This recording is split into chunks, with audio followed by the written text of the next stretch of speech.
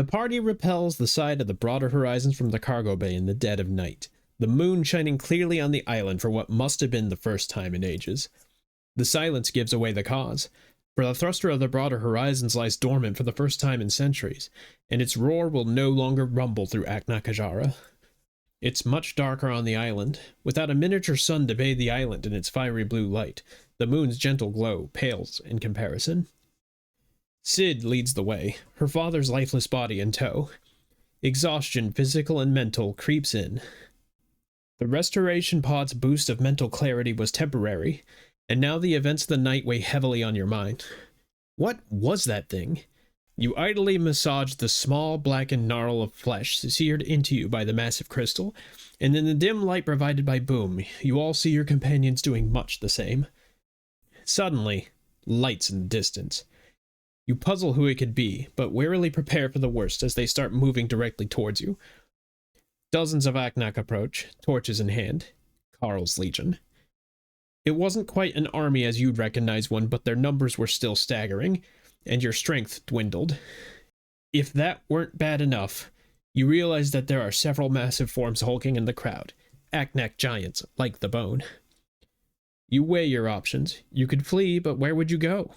You'd probably be able to hold them off for a time, but you'd eventually be overwhelmed. Well before they entered the range of your weapons, they stop. Only one continues to approach, a surprisingly well-outfitted Aknak soldier in steel plate, and even well-crafted cloth accoutrements. While he holds a torch aloft, he does not make any motion towards the sheathed sword hitched at his waist.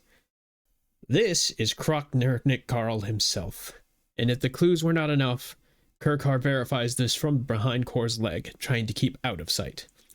Outsiders! Proc bellowed in a genuinely commanding tone, surprising everyone who's interacted with the Aknak before. Answer me. Did you quench the flame of the tower? There's not much use in hiding it. It may have been a question, but it was clear even to an Aknak who was responsible. And so, Boom confidently declared that they had indeed conquered the tower, with perhaps a bit more challenge in his tone than intended. Very well. Then we have no choice. He draws his blade, and you all tense. But instead of charging, he kneels. And following suit, so too does the entire army of Aknak behind him. What? What are you doing? Don't do that! Kurkar couldn't help herself, and she hopped out from behind her hiding spot. Who? Karl looked up at her and raised an eyebrow. You are Kurkar, correct? Huh? You know me? I mean, of course. Kurkar puffed out her chest. You have done well, leading these outsiders to silence the flame in the name of my legion. For this, you have earned the honor of becoming Karl, my wife and second in command. Kurkar nearly tripped, stumbling backwards as if she were physically struck. Huh? Boom, you see your opportunity and seize it. A feast, you declare confidently. A festival to celebrate the revealing of the sky and the marriage of Karl and Kurkar. And perhaps using your newfound influence to make peace between the Legion and the Witherbarks. There was a bit of trepidation within the ranks of the Legion once the Witherbarks came up. That's where you spring your trump card, the upgrade of the food altar.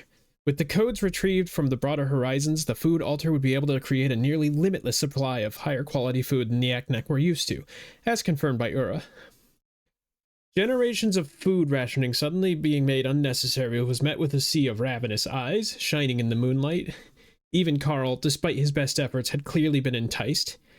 You swear he was salivating, though it was hard to tell in the dark, and not made any easier by the fact that you could barely see out of your left eye. When the bolt from the crystal struck you, it got you directly in the eye.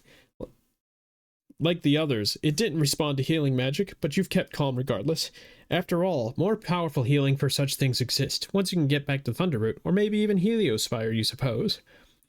Besides, while it stung, and even without seeing it, you could feel through your eyelid that it definitely left a mark. When it first happened, you were completely blind in that eye. Now you can see through it at least a little. You push aside the thought that perhaps the injury is not that simple. Then you are going to organize this feast, yes? Karl asked. Blast. That is how that works, isn't it? Yes, you declare, later. After all that, you were tired, and you weren't doing anything else tonight other than getting some sleep. In fact, you remind the party that the providers had a place for you to rest for the night. Well, you weren't getting to the Invincible in this shape anyway. The Legion agrees, eventually, and as much as a horde of a hungry Aknak can be said to agree on anything, they decide to join you as you make your way to the providers. Mip greets you at the perimeter, a bit sluggish and bleary-eyed, and the Legion settles around the providers, whether as honor guard, reflected glory, or something else, only they might guess. Mip ushers you to the quaint cabin that makes up the providers' living quarters. You and your allies settle in, the Spartan cots made for someone smaller than you, offering very little in the way of comfort. Considering some of your allies are twice your height, you feel for them. Kor simply chose the floor. After your adventures, now that you're in relative safety, you thought sleep might claim you easily, but you never shake the feeling that you are being watched. Something slithers just out of sight. But whenever you turn to look, it moves with you, darkening the edge of your vision. Eventually, however, pure exhaustion from the day's events overcome the unease, and you drift to sleep. But your dreams are not much more comforting. You dream of home, the great tree of Thunder Root. It seems normal, lively, the tenders take care of both the island tree and its forests, the animals running freely about. So what is this pit of darkness forming as you stomach as you absorb them? An ominous force coils around the island, threatening to choke the life out of it. Yet when you look, there is nothing. And the nothingness stares back at you. And then you awake. Your allies are still sleeping. You decide not to bother them for now. You'll get to work directing the Aknak. Organizing a feast isn't really your forte, but you've attended a few in your time, so you have the gist of it. It should keep your mind off the dream. You hope.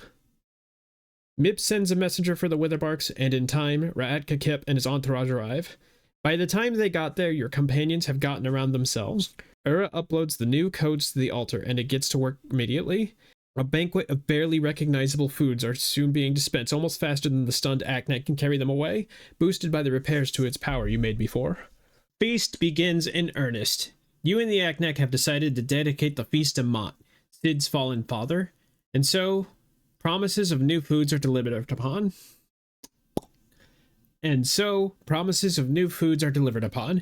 While these meals would not impress a true Epicurean, for the long-lost Aknak who have supped on nothing but their strange, unflavored nutrient cubes, and for the several of you who have had only whatever overcooked travel rations you managed to save from the Invincible, it may have well been delivered by the finest chefs in Aukmeros. The offerings are odd. For those inclined to eat meat, there are meat steaks with the oddest of taste and mouthfeel. When questioned, the food altar assures you that this is in fact beef. You express your doubts, and the machine replies that it would not make an error for such an important staple food of the broader horizons.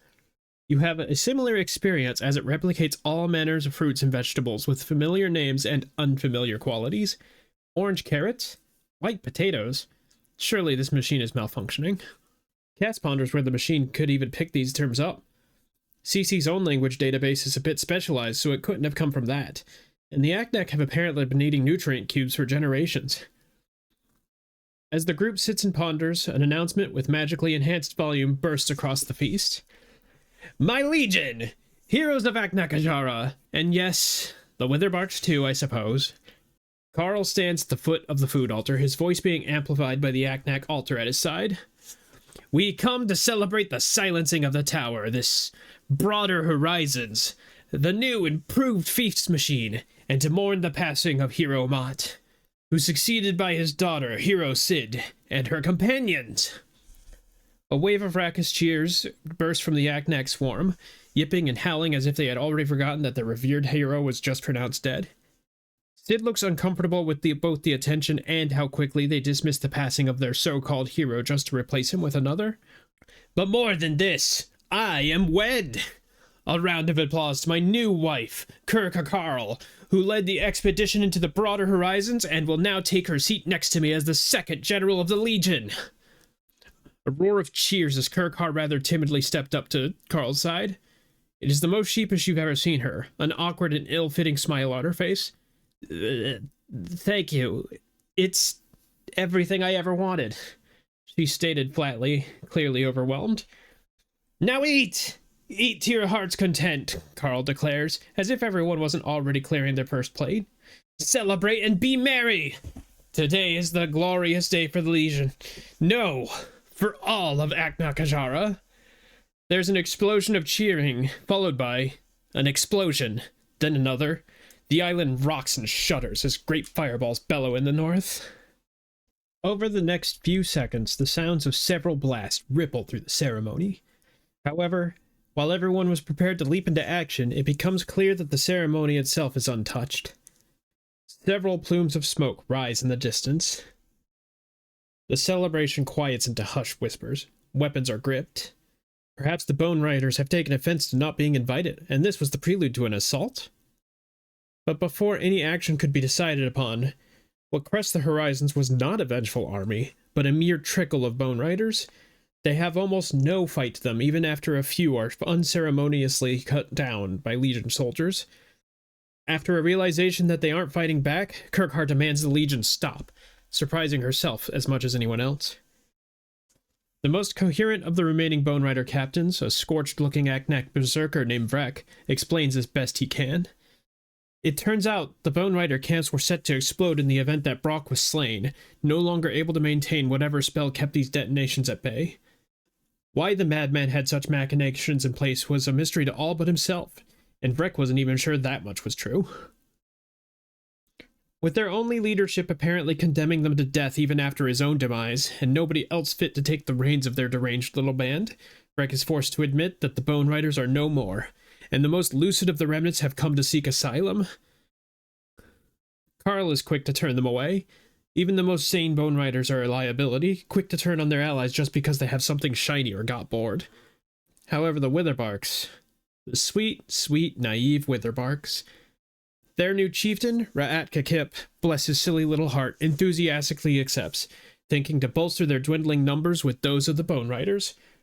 Karl looks a bit concerned. The Bone Riders are idiots, but they were great fighters, and a large number of them just fell into the laps of the Witherbarks. On the off chance this didn't destroy them from within, he might actually have to respect them now. After that brief interruption, the celebrations continued, if perhaps a bit rowdier with the inclusion of the Bone Rider remnants. As the feast draws to its close, it is then the most somber of ceremonies is revealed to become a new tradition, a time to mourn the passing of the fallen. Both Witherbark chieftains, Spurk-Newik, and the Rayan hermit, Nirna on the horizon, had succumbed to their wounds, passing during the party's expedition to the broader horizons. The Witherbark had postponed the funeral of Spurk in honor of the heroes that expended such great effort to rescue their chieftain, and once the feast had been declared, the idea to coordinate with it sprung up. Sid admits she already knew of Nirna's passing before she arrived at the broader horizons. It's part of the reason she was in a hurry to rejoin the party, even if she had already planned to do so. As the Aknak prepares Spurk's funeral, you all can't help but notice a number of knives being distributed among the providers. One curious question to Mip later, and the grisly details of an Aknak funeral are provided. The fallen's body is to be butchered and distributed amongst the people closest to her for consumption. The practice was to avoid being wasteful, as Mip explained, as meat was rare and precious on Aknaka'jara. There's little hesitation from Boom to point out that meat is not, in fact, all that rare anymore, downright plentiful even. The Aknak are surprisingly willing to abandon this centuries-old practice. It becomes clear when it is revealed that allegedly Aknak meat is vile. It didn't even have to be said that the body being covered in strange parasitic crystals might not make a particularly safe meal. With no further use for the body, they seemingly forget that it still needs to be disposed of, breaking all pretense of further ceremony and running off to continue their feast. With a heavy sigh, the party is left with the responsibility of properly interring Spurk. Boom practically drags Mip back by his ear, knowing that somebody here is going to have to spread any new practices in their absence. As it would have it, there was one more funeral to use as an example. Very few Aknak show for Nirna's procession. When it turned out the Witch of the Forest was no mere rumor and that her poor treatment of their people was truth, not even the easily cowed Witherbarks would dare attend. Still, Sid insisted Nirna's passing be treated with respect. After conferring with both Ura and Cass, she had decided to conduct a Ray and Sky funeral. It was presumptuous, as she didn't have the heart to actually ask Nirna how she would prefer to be mourned. However, Nirna was a quester, and while that would imply any number of deviations from Rayan culture as it is understood, it is just as likely that she practiced and expected a traditional Rayan ceremony. Thus was it that Nirna's body was loaded onto a makeshift wooden platform and carried from the altar grounds to the edge of the island. With some life balloons retrieved from the Invincible attached to the platform in each quarter, Sid speaks up. I did not know Nirna well enough to speak at length, but her time here was not an experience any would care to share, and that suffering may have led her to do some terrible things in turn. But there is no point on dwelling on that anymore, as there's nothing to be done. So let us remember that she was a stalwart companion to my father, and thank her for that, and wish her farewell here. With a shove, a funerary prayer is provided from Ura. The platform slides over the edge of the island, and a moment of silence passes as Nirna's body is gently cast into the silent maelstrom, slowly lowering before she disappears from sight into the cloudy abyss. Regardless of how you might have felt about the old Rayan, the ritual leaves you feeling somehow uneasy, as if something else had watched, and watched still, a chill in the air that the newly visible sun can't chase away. Mip contemplates what he has been shown here today. Life balloons weren't exactly a common commodity on Aknaka'jara, but he supposes something could be worked out. When asked about her father, Sid explains that he will not be laid to rest here. He will be taken back to Forsparnus, the Urnus capital in Treala, where Mott had originally lived, and where much of the Hornbelt family still lives to this day. Since he has his body, and it's still presentable, she will accept nothing less than a proper Hornbelt funeral. Even as she states this, though, you hear a tremor in her voice, a glance at the skies, a shiver to her step. The chill echoes on, deep into the night. The next day rises, and you all return to the Invincible. The wild storm that encircled the island may now be gone, but the ship is far from airworthy, and Sid is determined to change this. Thankfully, the Aknak tribes are now entirely enthusiastic to assist. Unfortunately, the Aknak tribes are now entirely enthusiastic to assist. With the aid of the Witherbark woodworkers, as calling them carpenters would be a bit generous, a small amount of steel from the Legion, and a copious amount of scrap, repairs on the Invincible begin in earnest. Sid gets to work directing the Aknak to their tasks, then pulling them away from said tasks nearly as quickly to do them herself. Unfortunately for her, there were a lot more Aknak than Sid, and she was eventually forced to acknowledge that she cannot do it all herself. You are also given tasks to bring the ship online. However, even with the new hands, this would take a few days at the least, and that assumes nothing has gone wrong. The Tinkers work on the engines and math. Core and Boom help with the lifting. Ura recalls some shipwright manuals he picked up on a curious weekend. Even though Sid has plenty to do to keep you all busy, downtime is inevitable, and there are some loose threads the party would like to pursue. Core, you're more than happy to contribute to the repairs with lifting and transportation of material, and indeed you do make several trips to both the Osteopoda scrapyard and at least once to Mott's old ship, a trip requested by Sid. But unfortunately, there's only so much of that you can actually do, and moving heavy things is much easier than putting an airship together. You do take notes, mental notes anyway, as you ask Sid what she's doing with the wood and how she's putting it together. However, as you ask questions and draw some interesting conclusions about shipbuilding, she becomes visibly more frustrated, something that is unfortunately quite lost on you. Core, could you, I don't know, go help the Aknak or something, please? She pointed toward the various Aknak workers currently trying to saw a log into planks with very clumsy tools. Go help the Aknak. Now that's an idea. You turn around a completely different direction than Sid had pointed and start marching for the Witherbark forest. It takes her a moment to realize it. Huh? Where are you going? She asked, confused. Helping Aknak, you reply simply. Rather than stop you and explain what she meant, she simply throws her arms into the air and returns to work. It takes a while to navigate the forest, but with the wind blowing at your back, you know exactly where to go. 2 Witherbark scouts, Lurk and Zurich. You recall their names after hearing them speak as they approach. They find you some hours later, wandering the forest, your fists and teeth stained green with chlorophyll and plant viscera. You had to get a little clever with the ones that tried to strangle you. You smile, and they scream in panic and run away. But as you don't pursue them, they come to their senses as much as they can, finally recognizing you. What happened to your chest? You sense Lurk pointing at the mark just below your heart spur. You reflexively touched it. It stung a little, but for something you're pretty certain actually pierced your heart, it wasn't so bad. I died, you repeated. Huh? I who? Repeated? Your face scrunches up, and you start examining yourself. Still moving. Still warm. You lick your palm and place it in front of your face. Still breathing.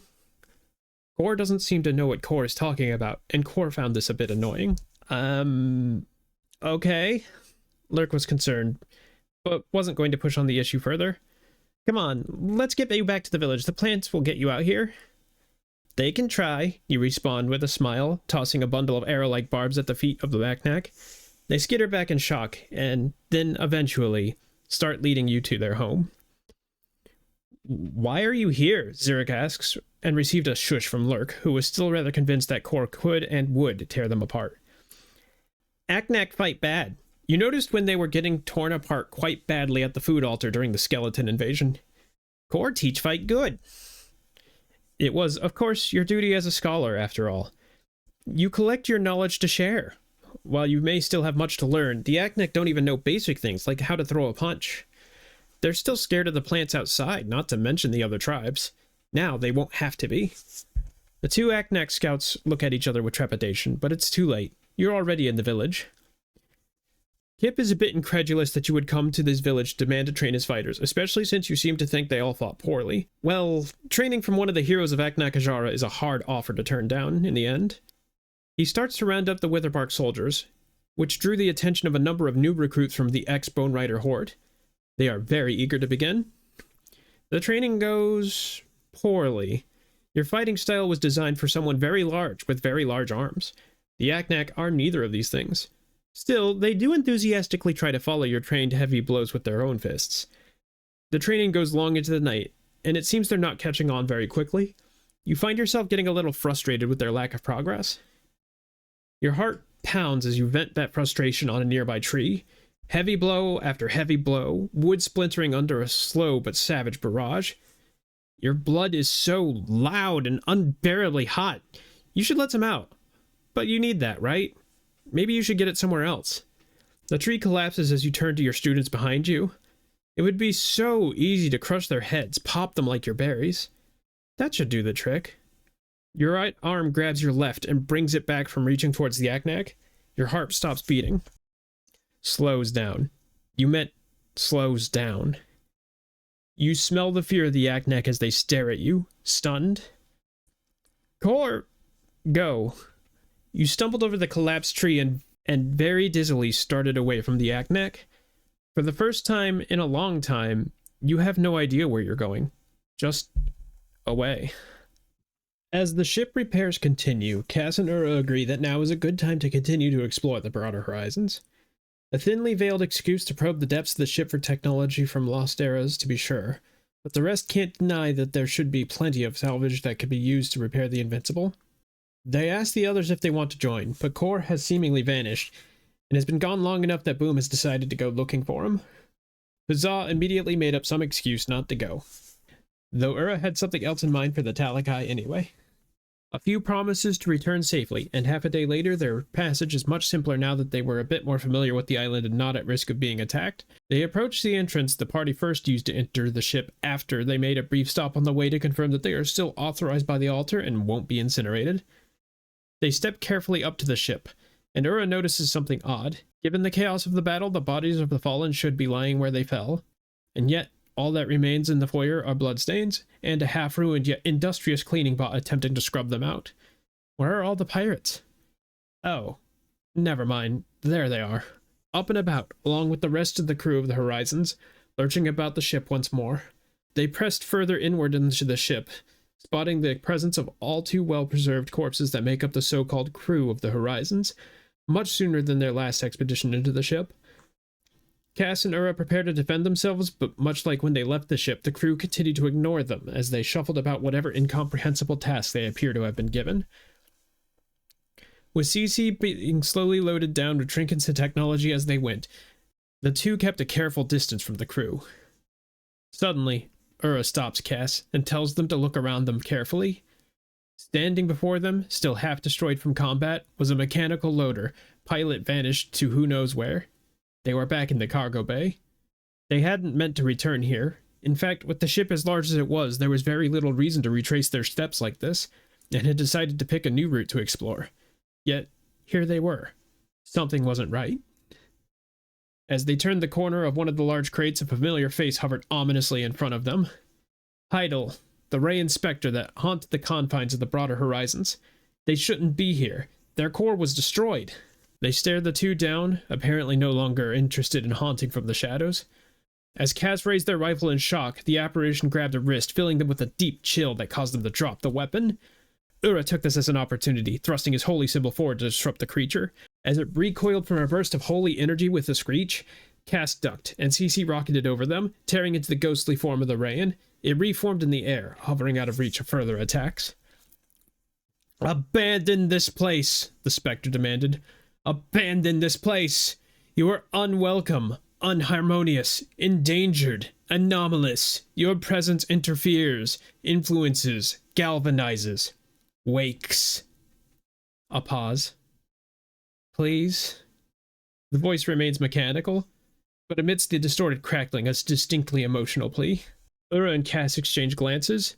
As Cass is about to speak, the world shifts uncomfortably. Static fills their minds. A dark voice screams from the abyss. Cass, you wince as the gnarl on your collarbone aches tremendously, as does the one on your thigh, Ura. You two stumble and nearly fall. Cece is already on the ground. The dirt ground. They reorient themselves and find themselves outside the broad horizons, staring at the night sky, aching horribly. As Cass hurriedly reactivates CC, Ura notes that it was early afternoon when they first boarded the horizons, and they had only been there for a couple of hours, maximum. They look back, the massive ship still looming over them. An ominous presence has overtaken it. A gut feeling overtook the Rayan and Archiver. It was no longer safe aboard the broader horizons. It never was. Huzzah! You were prepared to teach some tinkering skill to the Aknet to kill some time, without having to return to the broader horizons. But Ura comes to you with an interesting proposition. Earlier, when you had split up, Boom, Ura, and mostly Core had stumbled upon an interesting machine that apparently produced water for the island and created the lake.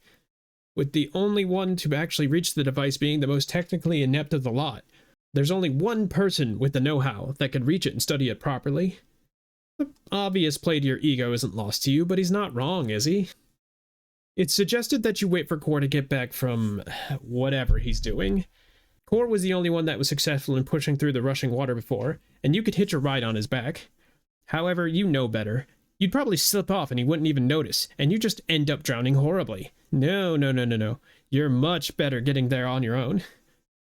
But there is someone you wouldn't mind bringing along. "Come on, apprentice," you called Trella over, who was idly poking at some devices you had constructed to show them the ropes. "We're going to your lake." They looked confused for a little bit, but eventually they start following you. You can't help but wince as you notice a brand new scar that traveled the length of their torso, a vision of Trela cut nearly in half. You shake it off. A couple of hours later, you reach the cave mouth, water rushing from the entrance at an alarming rate. Swimming obviously wasn't an option, and no matter how good your natural climbing ability was, the rocks were completely soaked. You'd slip off. However, you could always be an even better climber. The new spider climb gear you developed will do the trick nicely. Trella would have to stay outside as they have no way to safely enter the cave, and creating a second set of gear would take up your limited resources. So much for that. You'll have time to teach them later. You make it to the hydromaterializer, which is clearly the correct and proper term for this device. It's pretty impressive even by your standards. A crystal suspended between two mechanical casings, water forming in spheres around it, before they collapse under their own weight and fill the basins below. The water here is calm enough that you could swim to the device, a bit of a necessity considering your stature. You attempt to take a crack at it. You can see that it has been tampered with before, ding and dents made from previous attempts, but those previous attempts never had you. You crack your knuckles and get to work. You try your tools, maybe a little scan here, prod there. This looks like a good place to get in. No. Maybe over here? No, that's not working either, huh? Place a wedge here and get some leverage. Come on. What the hell is wrong with this thing? There doesn't seem to be a way to access it at all, intended or otherwise. But that's impossible. You've cracked hundreds of machines and gotten what you want out of them. Painful as it is to compliment, you did dig through and fix the replicator with little to no information. So why can't you do that now? You continue to exhaust nearly every trick you know. It's a machine. Machines can be taken apart. You know what? That's fine. This is fine. Machines can also be put back together, one way or another. You pull a bomb from your back and adhere it to this wretched thing. It will open for you. You dive under the water, and the explosion rocks the cave. You surface with the half-crazed aha! Only for your smile to fade. Not even a scratch. How? You punch the machine in frustration. Ow. The machine whirs to life. Finally, now we're getting somewhere. The excitement fades when you realize the orbs floating around the room are starting to increase in size and frequency. The water levels rise rapidly, and you try desperately to cling to the machine, or anything. As you claw at the device, you briefly grab the crystal and recoil a shock as your hand is filled with a cold, painful static, throwing you back in the water. You feel yourself being swept away in the current, and direction becomes meaningless. You slam against the wall painfully, and a rush of energy wells up inside you. Ever since the teleporting incident, whenever you were in danger, you felt an itch. The idea would form in your head that if you wished it, you could simply be elsewhere. You had kept this energy in check before, always managing to suppress it as you felt it taking you elsewhere, untrusting of what would happen if it took you away again. Even as you were battered against the wall, you tried keeping it together. However, the energy suddenly coalesced, where the large crystal from the broader horizon had struck you. You weren't sure until now, as the mark you had seen on the others had developed on the small of your back as far as you could tell, but you had felt it cut deeper. There was no pain, but an unpleasant sensation. A sort of tingling fuzz seemed to reach deeper than the flesh, to your spine, where the teleportation blight welled up in energy. Unbidden, you are whisked away from this reality, taken somewhere other. You no longer have any control over it. You frantically look around yourself. There's nothing here. An empty abyss? Infinite darkness? Is this still underwater? You can't tell. You can't breathe. Your lungs are starting to burn. The surface is nowhere to be found. Everywhere is down. Everywhere there are horrible teeth, deep, violet, and crackling with lightning. They are devouring you. You are going to die. There are no teeth. Somebody grabs you, and you flail desperately, begging your lungs not to take that fatal breath of water. It hurts. It hurts. It hurts. And then your head is above water. You gasp that sweet, sweet air. Trella pulls you onto the lake shore, and you continue to gasp for air. You lay on your back, completely soaked, sprawled on a rock like a freshly caught fish. Then finally, you can breathe normally. Are you okay? Your rescuer, Trella, also drenched. In response, you scream. Your frustration and anger is heard for who knows how many miles around. I guess not. They sat down next to you, and for what could have been hours for all you know, the two of you sat in silence. After a long, agonizing moment, you finally get to your feet and brush yourself off. Come on, apprentice. Let's get out of here. On the 5th day of repairs, while collecting some materials necessary to repair the ship, there comes a hollering and noise from a group of nearby Aknak. It's soon obvious to what's distressing them.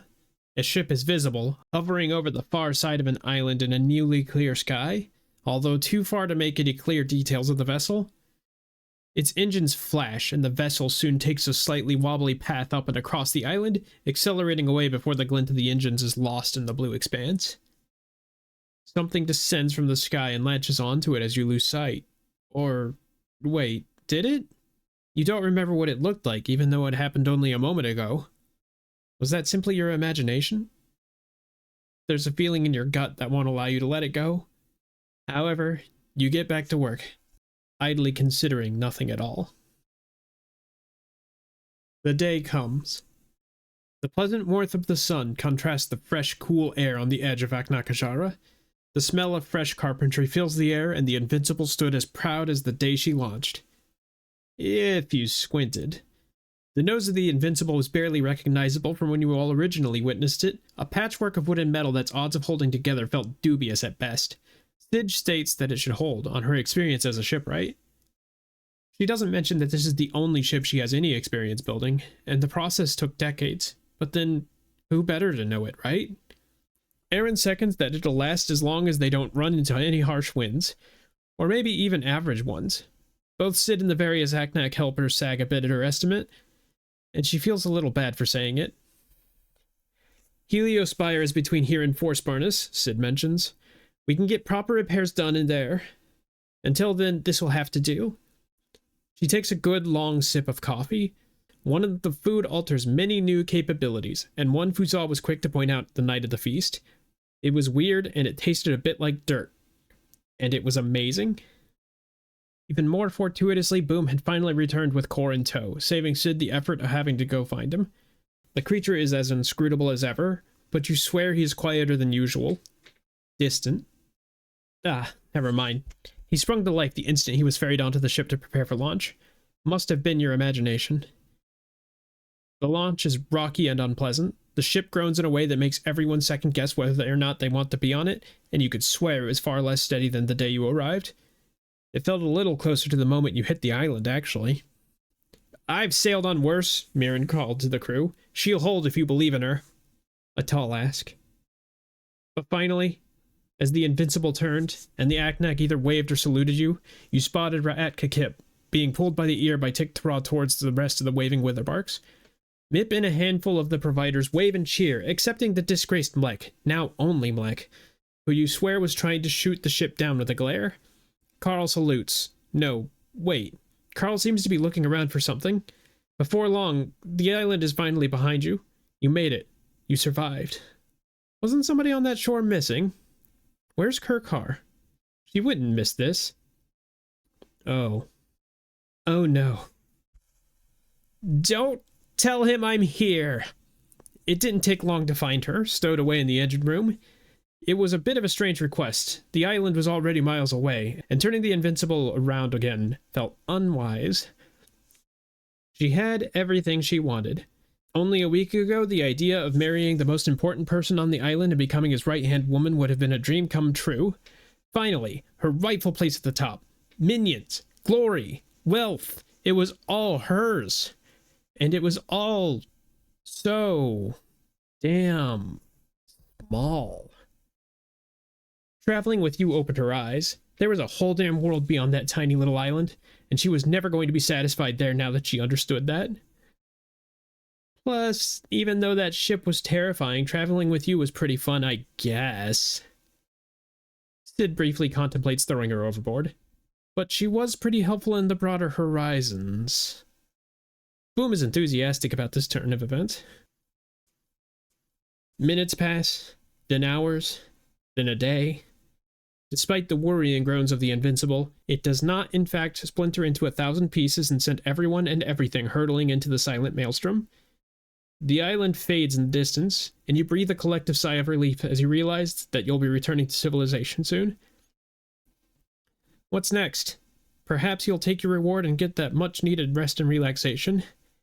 With the loot you've taken from the horizons, maybe you found inspiration for the next great project. Is it time to go separate ways? Where the giant crystal struck you, there is a sudden mild twinge of pain as if reacting to that thought.